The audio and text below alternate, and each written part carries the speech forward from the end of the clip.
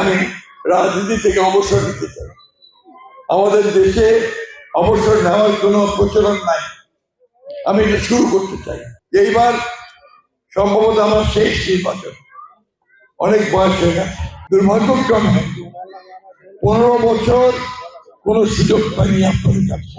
আমরা এই শহরে জন্ম হয়েছে, এই শহরে আমরা বড় হয়েছি, তাই না? আবার এই শহরের অভিভাবকত্ব ছিল আমার বাবার হাতে, চকা মিয়ার হাতে। আপনার চকা মিয়াকে পুরানো মানুষরা সবচেয়ে বেশি চেনেন নাকি?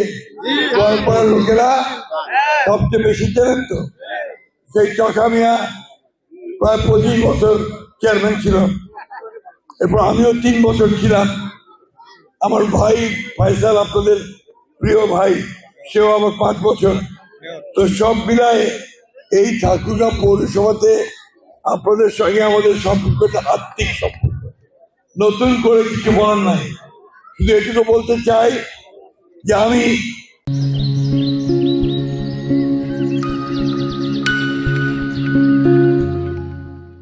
দুর্ভাগ্যক্রমে 15 বছর কোনো সুযোগ পাইনি আপনাদের কাছে। আপনাদের উন্নয়ন, আপনাদের পরিবর্তন, ভাগ্যের পরিবর্তন, আয় ইনকামের পরিবর্তন করার কোনো সুযোগ আমি পাইনি। কারণ আমরা পুরোপুরিভাবে ওই সময়টা বলা যেতে পারে একটা অত্যাচার, নির্যাতন, নিপীড়নের মধ্যে ছিলাম। আমার এই ঠাকুরগাঁয়ে আমার ছাত্রদল, যুবদল, স্বেচ্ছাসেবক দল, মূল দলের অনেক ছেলেদের বিরুদ্ধে, মানুষের বিরুদ্ধে মিথ্যা মামলা হয়েছে, অনেকগুলো মামলা হয়েছে এবং অনেক কষ্ট করেছে সবাই। আল্লাহর কাছে আজও শুকরিয়া যে এই মামলাগুলো থেকে আমার সবাই খারিজ হয়েছে, খালাস হয়ে গেছে, তাই না? আমরা আগামী 12 তারিখে আমাদের এই আন্দোলনের বর্ষ হিসাবে আমরা একটা অবাধ সুষ্ঠু নির্বাচন পাচ্ছি। গত নির্বাচন এই শহীদটা দিয়েছিল, তাই না? নির্বাচন করতেই যায়নি। আগে 2-3 দিন আগে তখনকার গোয়েন্দা বাহিনী এসে সবাই রেডাকে ঢুকে বলে দিচ্ছে, খবরদার কেউ ভোট দিবে না, এসে ভোট হয়।